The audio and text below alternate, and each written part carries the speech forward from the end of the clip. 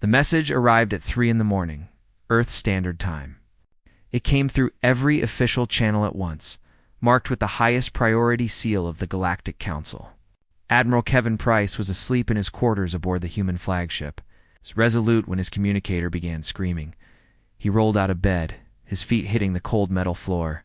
At 57 years old, he had learned to wake up fast. Wars did not wait for men to rub sleep from their eyes. "Price here," he said, pressing the device to his ear. "We have received a priority summons from the Council." The voice belonged to Lieutenant Hannah Cole, his communications officer. She was young, but Kevin had never heard her sound worried before. She sounded worried now. High Arbiter Zextel himself signed it. "They want us at the Central Station within 6 standard days." Kevin sat down on the edge of his bed. In 52 years of humanity's membership in the Galactic Council, they had never received a summons from the High Arbiter. Junior species like humans dealt with minor officials, clerks, and bureaucrats. They paid their dues, followed the rules, and stayed out of the way. That was how it worked. "Did they say why?" he asked. "No, sir. Just that our presence is required for a matter of galactic importance." Kevin ended the call and sat in the darkness for a long moment. His quarters were simple, almost bare. A bed, a desk, a chair, and a small window that looked out at the stars. He had spent 30 years in space, and he had learned to read trouble before it arrived. This felt like trouble. He dressed quickly and made his way to the bridge. The Resolute was a good ship, one of the finest in the human fleet. She carried a crew of 400 and enough firepower to defend herself against most threats. But Kevin knew that if the Council decided to move against them, one ship would not matter. Hannah was waiting for him when he arrived. She was a small woman with short brown hair and sharp eyes that missed nothing. She handed him a datapad containing the full message. "I have already forwarded this to Earth," she said.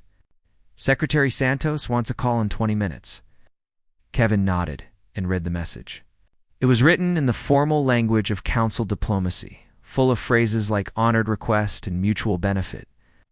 But underneath the polite words, Kevin could feel the steel. This was not a request. It was an order. 20 minutes later, he stood in the communications room, facing a holographic image of Secretary Maria Santos. She was the head of Earth's Interstellar Affairs Department. A woman in her early 60s, with gray-streaked black hair and a face that had seen too many negotiations. She looked tired. "Admiral," she said, "I assume you have read the message." "I have, Madam Secretary." "I do not like it. Neither do I." Maria leaned back in her chair. Behind her, Kevin could see the lights of Geneva through her office window. "We have been members of this council for 52 years. In all that time, we have followed every rule. We have paid every fee. We have kept our heads down and our mouths shut. And now they summon us like disobedient children. Do we know what they want?" Maria shook her head. "Our intelligence networks have heard nothing. Whatever this is, they have kept it secret." She paused. "But I have a feeling, Admiral. A bad feeling." Kevin understood. He had the same feeling, a cold weight in his stomach that would not go away. "What are your orders?" He asked. "Go to the station. Hear what they have to say." "But Kevin," she leaned forward, her eyes hard, "do not agree to anything. Do not sign anything. Listen, and then come home. We will decide our response together." The journey to the Council's central station took 5 days. Kevin spent most of that time reviewing everything he knew about the Galactic Council and its leaders. The Council had existed for over 10,000 years. It was founded by the 5 elder species. Ancient civilizations that had mastered space travel when humans were still living in caves. Over the centuries, they had brought hundreds of other species into their fold, creating a vast network of trade, law, and mutual defense at least. That was the official story. The truth was more complicated. The Council was controlled by the elder species, and they made sure it stayed that way. Younger species like humanity were given limited rights, restricted trade routes, and no voice in major decisions. They were members in name only. High Arbiter Zextal was the current leader of the Council. He was a crystalline, a being made of living mineral who had ruled for over 300 years. He was known for his intelligence, his patience, and his complete lack of mercy. When the Valaxian Empire had tried to rebel against the Council 2 centuries ago, Zexthal had ordered their home system burned.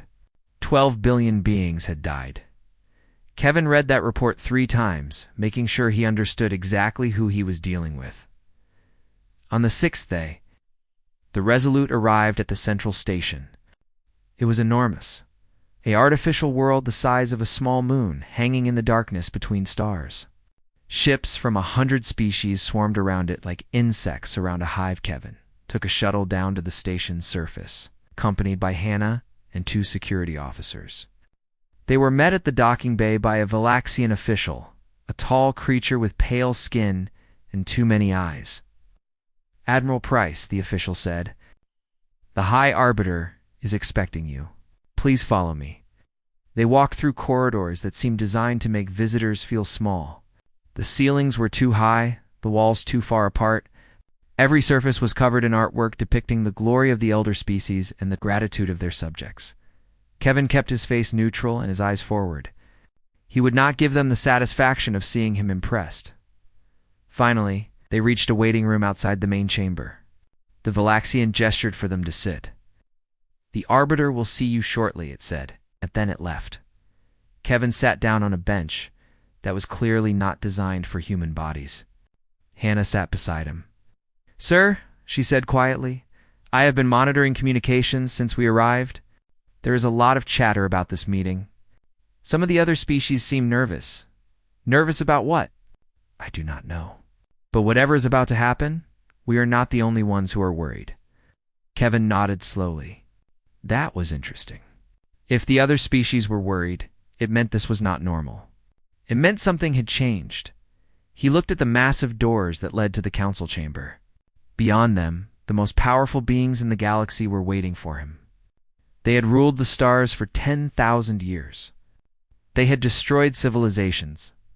They had crushed rebellions, and now they wanted something from humanity. Kevin did not know what it was yet, but he knew, deep in his bones, that nothing would ever be the same after he walked through those doors. He stood up straight, adjusted his uniform, and prepared to face whatever was coming. The doors to the council chamber opened without a sound. Kevin Price stepped through and felt every eye in the room turn toward him. The chamber was vast. Larger than any building on Earth, it rose in tiers like an ancient amphitheater, with seats carved into the walls all the way up to a ceiling that disappeared into shadow. Thousands of beings sat in those seats, representatives from every species in the council. Some were humanoid. Others were things Kevin had no words for. All of them were watching him.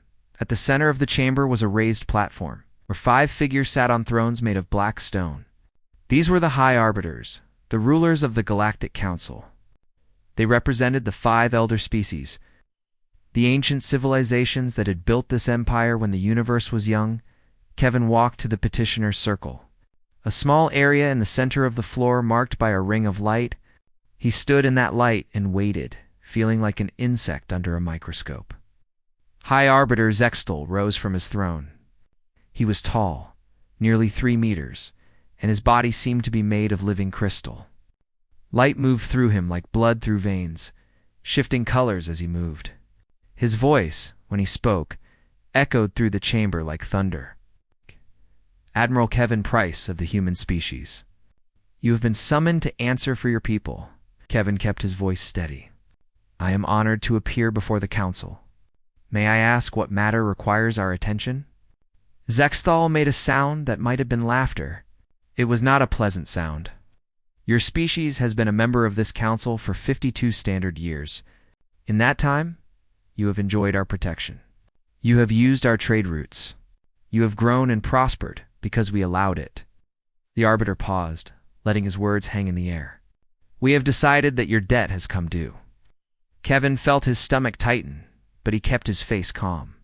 "I was not aware that humanity owed any debt beyond our standard membership fees, which we have always paid on time. The debt I speak of is not measured in currency. Human." Zexthal leaned forward, his crystalline body catching the light. You exist because we permit you to exist.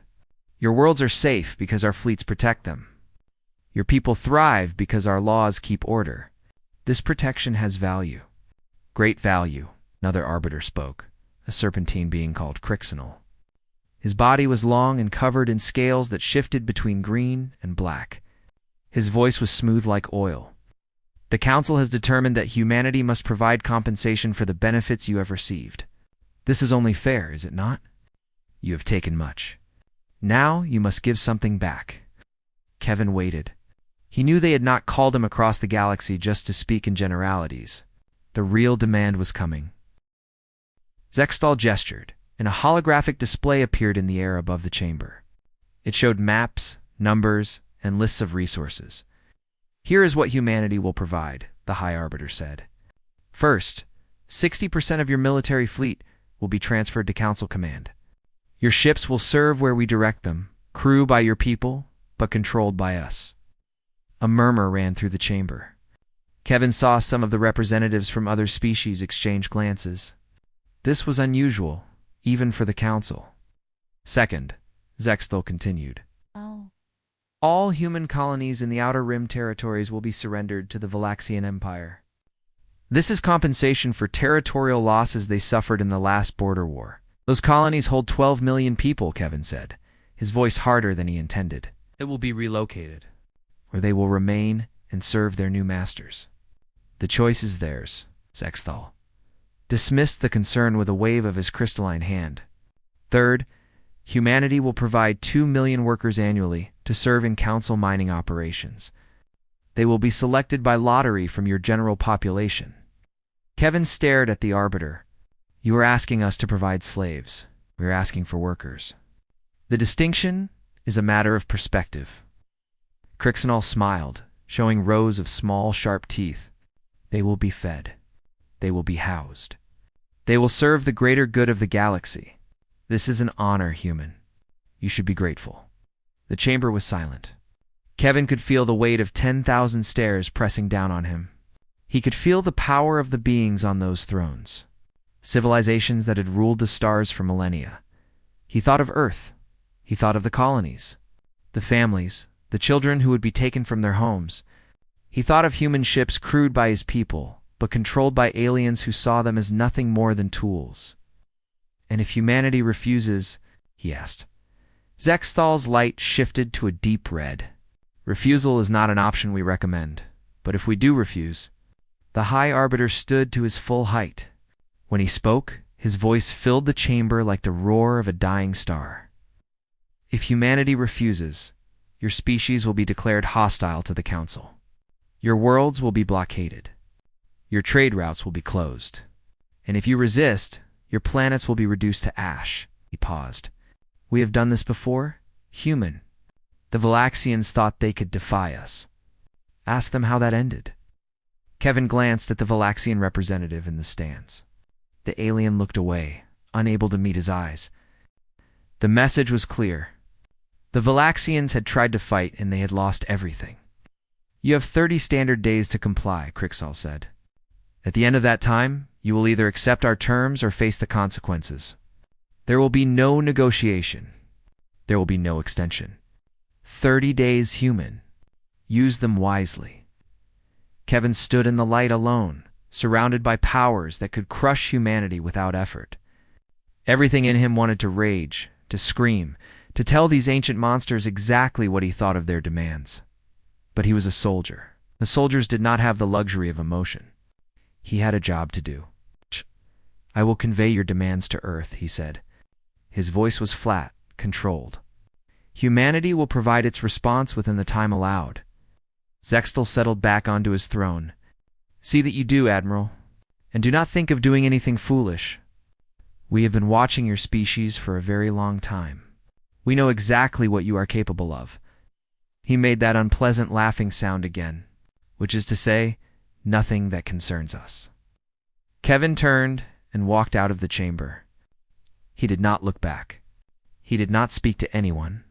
He walked through those enormous corridors, past the artwork celebrating the glory of the elder species, past the guards and officials and bureaucrats. He walked all the way back to his shuttle, before he allowed himself to feel anything at all. Hannah was waiting for him. She took one look at his face and knew how bad. She asked. Kevin sat down heavily in his seat. They want our fleet, our colonies, and our people. 60% of our ships. 12 million colonists. 2 million workers every year, forever. Hannah's face went pale. That is not membership. That is conquest, as Kevin said. It is. He looked out the shuttle window at the vast council station, at the thousands of ships, at the power that had ruled the galaxy for 10,000 years. Get me a secure channel to Secretary Santos, he said. We have a lot of work to do and not much time to do it. The shuttle lifted off and began its journey home. Behind them, the council waited, confident in their power, certain of their victory. They had no idea what they had just started. The United Earth. Parliament building in Geneva had never seen a night like this one. Every light was burning. Every office was occupied. Representatives from every nation and every colony had gathered in the main chamber.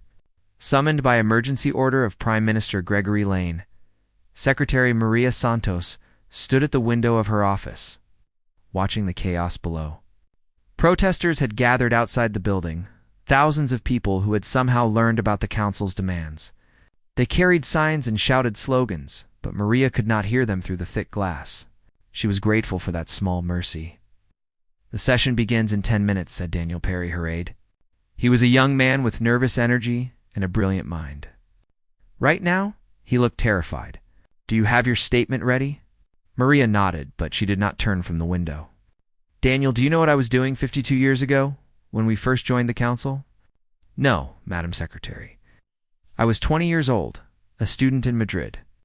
I watched the announcement on a screen in a coffee shop with my friends. We celebrated. We thought it meant humanity had arrived. We thought we were finally equals among the stars. She laughed softly, but there was no humor in it. We were fools. Daniel did not know what to say, so he said nothing. Maria finally turned from the window. Come, we have work to do. The main chamber of Parliament was designed to hold 2,000 people. Tonight, there were closer to 3,000, packed into every seat and standing along the walls. The noise was overwhelming. Hundreds of voices arguing, shouting, demanding answers. Prime Minister Gregory Lane sat at the central podium trying to bring order. He was 70 years old, white-haired and soft-spoken. But he had a core of steel that had served him well through 40 years of politics. Order, he called, his voice amplified by speakers throughout the chamber. We will have order. Slowly, reluctantly, the chamber fell silent. You have all received the report from Admiral Price, Lane said. You know what the council has demanded? You know what they have threatened? We are here tonight to decide how humanity will respond. A representative from the Asian Federation stood immediately. There is nothing to decide. We cannot fight the entire galaxy. We must negotiate. Negotiate. Another representative from the African Union jumped to her feet. They are not asking for negotiation. They are demanding our surrender. They want our ships, our colonies, our children. The chamber erupted again. Lane raised his hand for silence, but it took several minutes before he could continue. We will hear from Secretary Santos, he said. She has information that may be relevant to our decision. Maria walked to the central podium. The chamber fell silent again, but this time it was a different kind of silence. Expectant, fearful. 52 years ago, Maria began. We joined the Galactic Council because we believed in cooperation. We believed that if we followed the rules, if we were good members, we would eventually be accepted as equals. She paused. We were wrong. She activated a holographic display that appeared above the chamber. It showed a map of human space, their colonies, their trade routes. The Council has always seen us as a resource, not a partner. They watched us grow. They let us build our economy and our fleet. And they waited until they believed we were dependent on them before showing their true intentions. So what do? Someone called out, if we refuse, they will destroy us. Maria smiled. It was not a pleasant smile. Will they? She pressed a button on her control panel. The holographic display changed. 30 years ago, A small group within our military and scientific communities came to the same conclusion I have described. They believed that someday the council would turn against us, and they decided to prepare. The chamber went completely still, in secret, without the knowledge of most of our government, and certainly without the knowledge of the council. They began a project.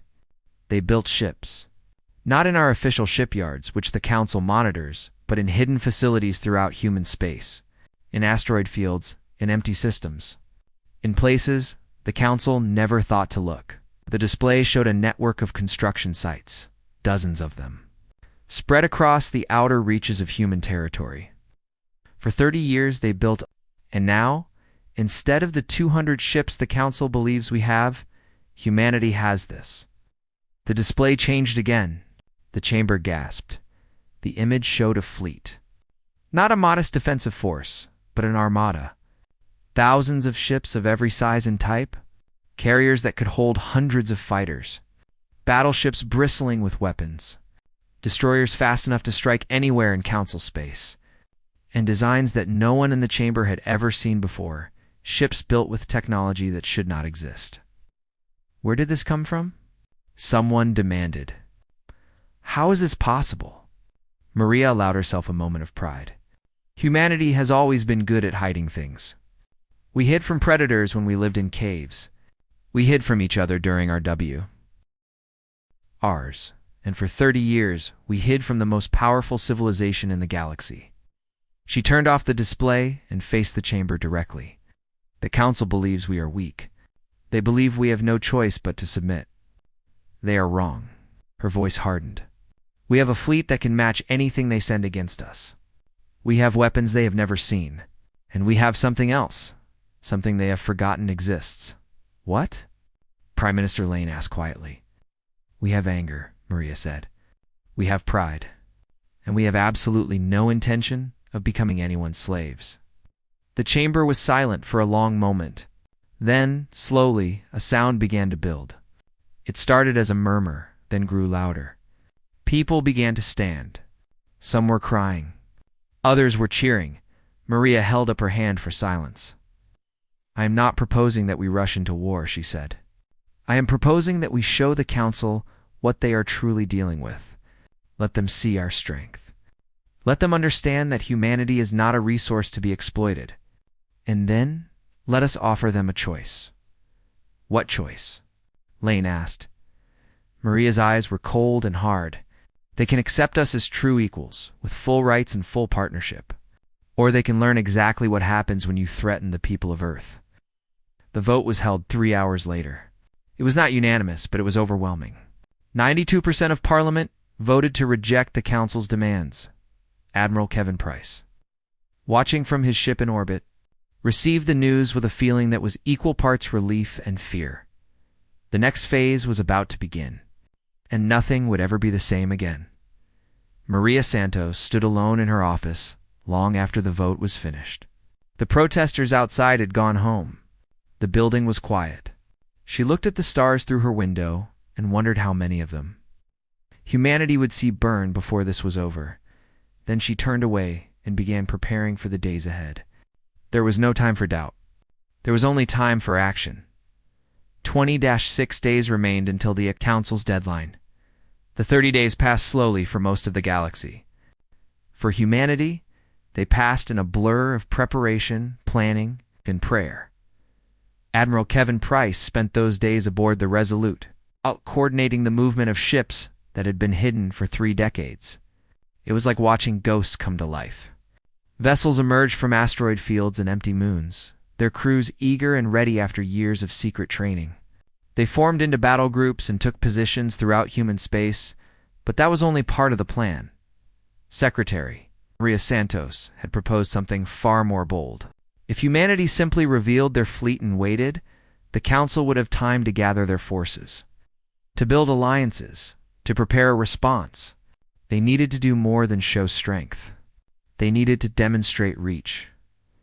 For the first time in human history, ships carrying human crews slipped past Council borders and positioned themselves in enemy territory.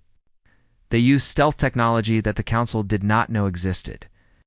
Technology developed in those secret shipyards over 30 years of quiet preparation. On the 28th day, Kevin Price returned to the Council's central station. This time, he was not alone. Secretary Santos traveled with him, along with a delegation of 20 senior military and diplomatic officials. They arrived in a convoy of 5 ships, all of them larger and more advanced than anything the Council had on record for the human fleet. The Valaxian official who met them at the docking bay could not hide his surprise.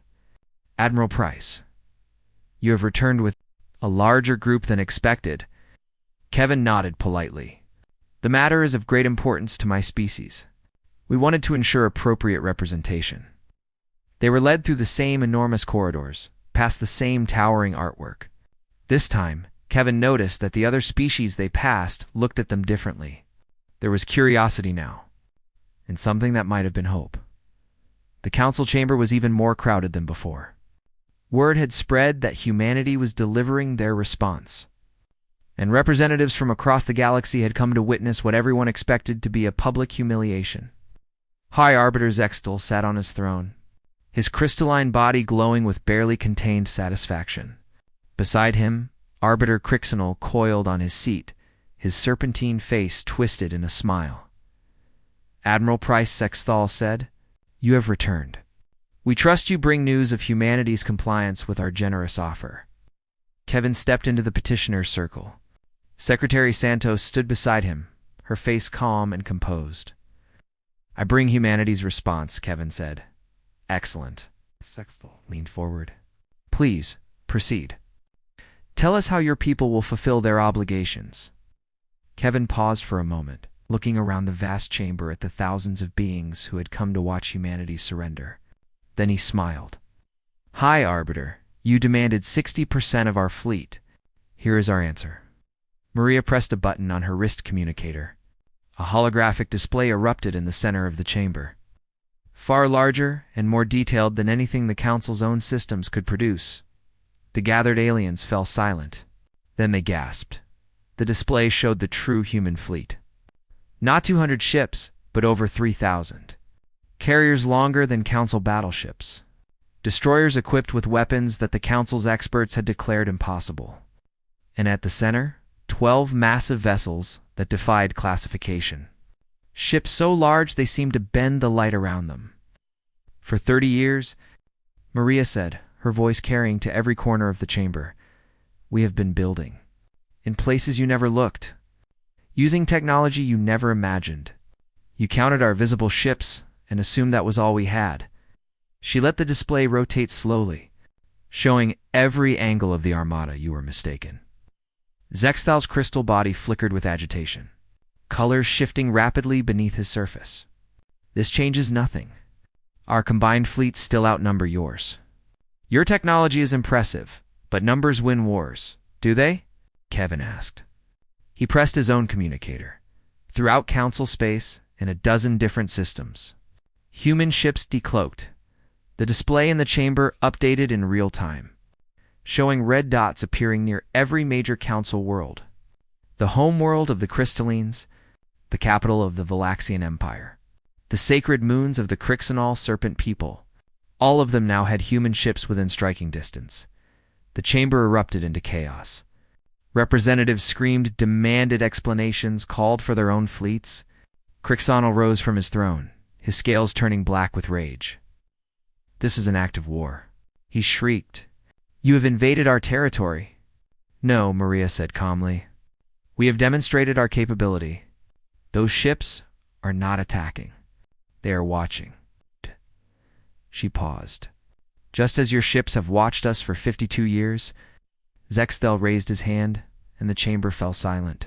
When he spoke, his voice was controlled, but Kevin could see the colors churning beneath his crystal skin.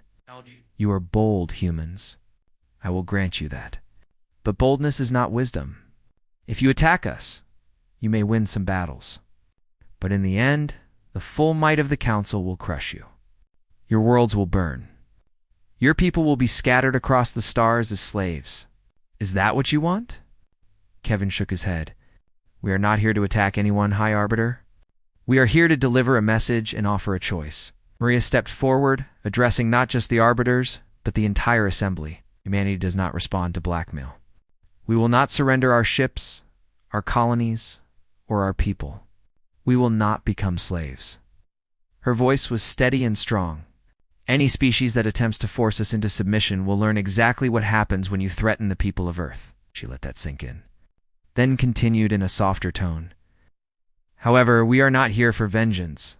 We do not want war. What we want is what we should have had from the beginning. True partnership. Equal standing. Real membership in a council that treats all species with respect and dignity. She gestured to Kevin, who pressed another button. The display changed, showing technical schematics and scientific data. This is what we offer in exchange. Medical technology that can extend lifespans by centuries. Agricultural techniques that can turn barren worlds into gardens. Energy systems that can power civilizations forever. Technology that we developed alone in those hidden shipyards, while we waited for this day. Maria looked directly at Zexiel. You can have war, High Arbiter, or you can have partnership. The choice is yours. The chamber was silent. The High Arbiters looked at each other, their alien faces unreadable. Finally, Crixinel spoke. And if we refuse your offer? If we decide that your arrogance must be punished, Kevin answered. Then our ships will remain in position. We will not fire first. But any species that moves against us will be met with overwhelming force. And any species that attempts to use the Council as a weapon against us will find that their own borders are no longer safe. He let that statement settle over the assembly. We are not asking for much. Just fairness. Just equality. The same things you promised to every member, but have never given to us. Zexthel sat motionless on his throne for a long moment. The colors in his crystal body had settled into a deep blue, the color of calculation. You have given us much to consider, he said finally. The council will deliberate. You will have our answer. Maria nodded. We will be waiting. She turned and walked out of the chamber, Kevin and the delegation following behind her. No one tried to stop them. No one said a word. Outside in the corridor, Daniel Perry was waiting. His face was pale, but excited. Madam Secretary, he whispered, we are receiving communications from at least 30 different species. They want to talk. They want to know if our offer is real. Maria allowed herself a small smile. It seems we have their attention. Kevin looked back at the closed doors of the council chamber. Behind them, the most powerful beings in the galaxy were being forced to reconsider everything they thought they knew. It's about humanity. It was a good start.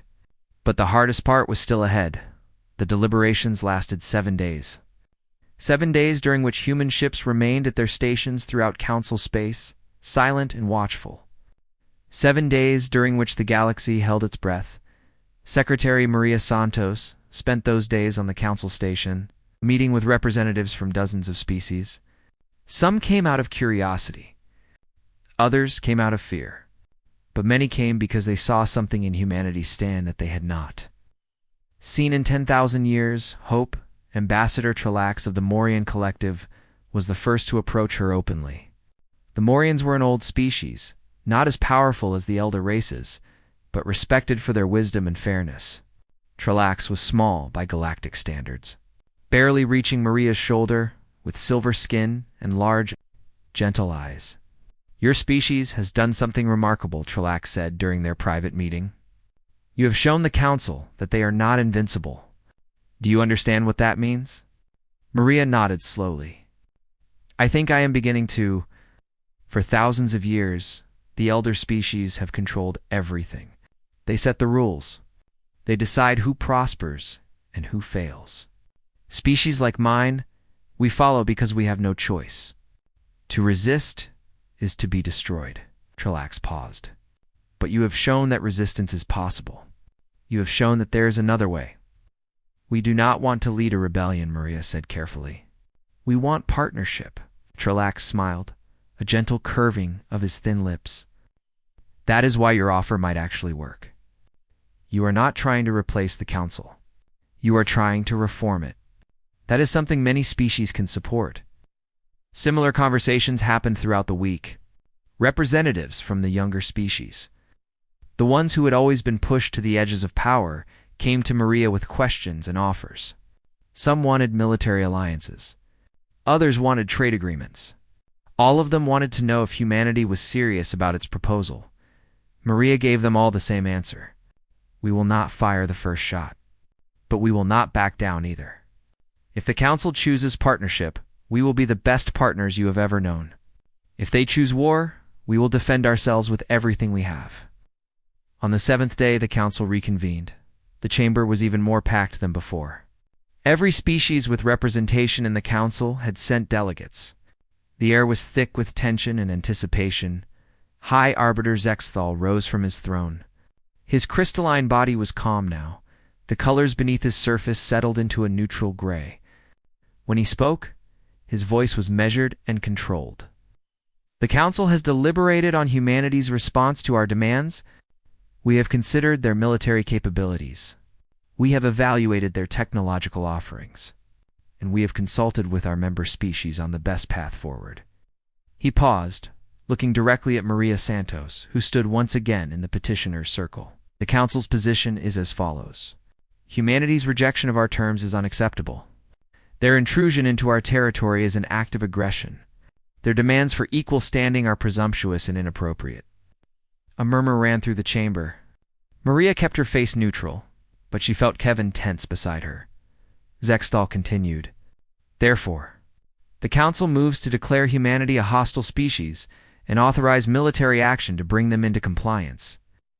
The murmur grew louder. Some representatives seemed pleased. Others looked horrified. Then Zexthal raised his hand for silence. This is the Council's position. However, it requires a vote of all member species to implement. He gestured to the chamber. The vote will now proceed. All those in favor of declaring humanity hostile, indicate your support. Lights began to appear throughout the chamber, representing the votes of each species. Maria counted them, her heart sinking with each one. The elder species voted first, all 5 of them supporting the motion. Then the Valaxian Empire. Then several of their close allies. But then something unexpected happened. A voice rose from the assembly. It was Trelax. The Morian Collective votes against this motion.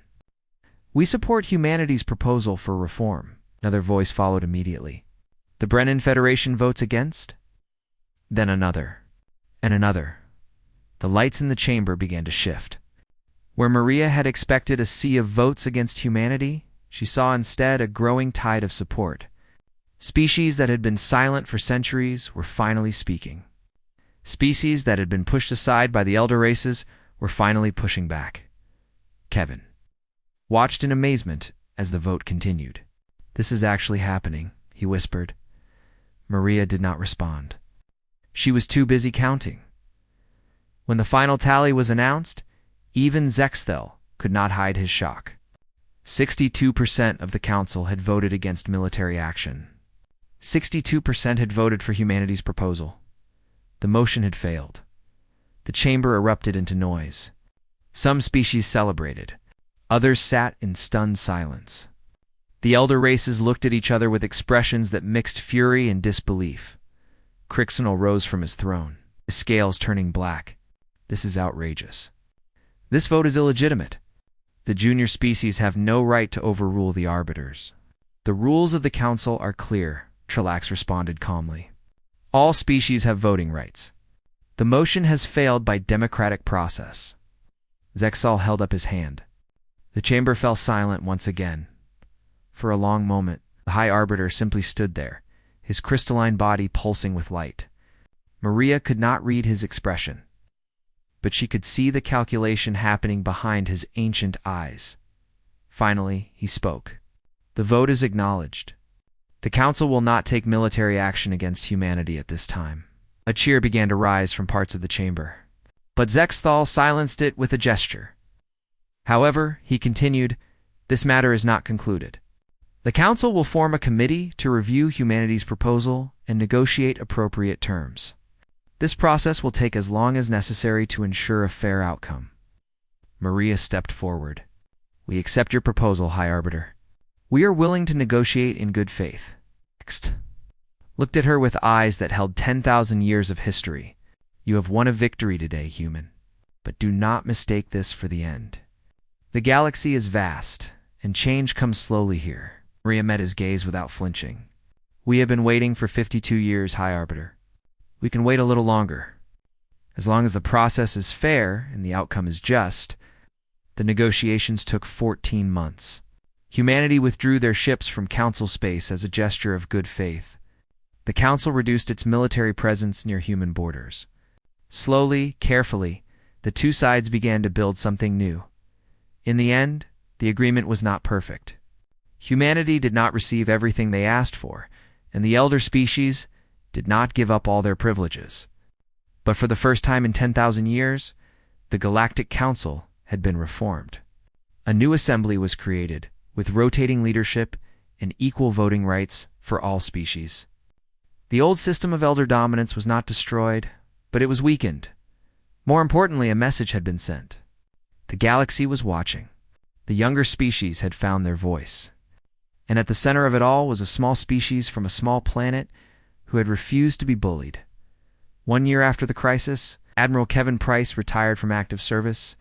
He spent his final day in uniform standing on the bridge of the Resolute, watching the stars pass by the window. Hannah Cole, now a commander, stood beside him. "Do you think it was worth it?" she asked. Kevin thought about the question for a long moment. He thought about the fear and the anger and the sleepless nights. He thought about the friends he had lost in the years of secret preparation, the families who had been torn apart by the uncertainty, and he thought about the future.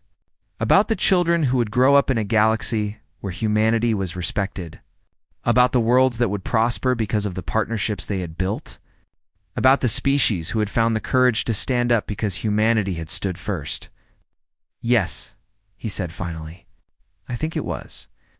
Far away, on Earth, Secretary Maria Santos sat in her office and looked at the stars through her window. On her desk was a message from Trillax, an invitation to visit the Morian homeworld. She smiled as she read it. Outside her window, the protesters who had gathered during the crisis were gone.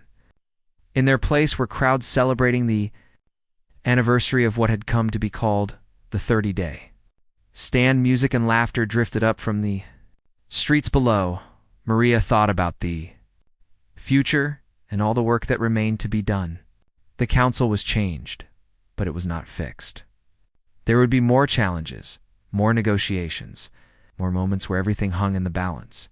But for now, in this moment, it was enough to know that humanity had stood when standing seemed impossible. They had refused to surrender when surrender seemed inevitable, and they had proven something that the galaxy had forgotten. The small could challenge the great. The new could change the old.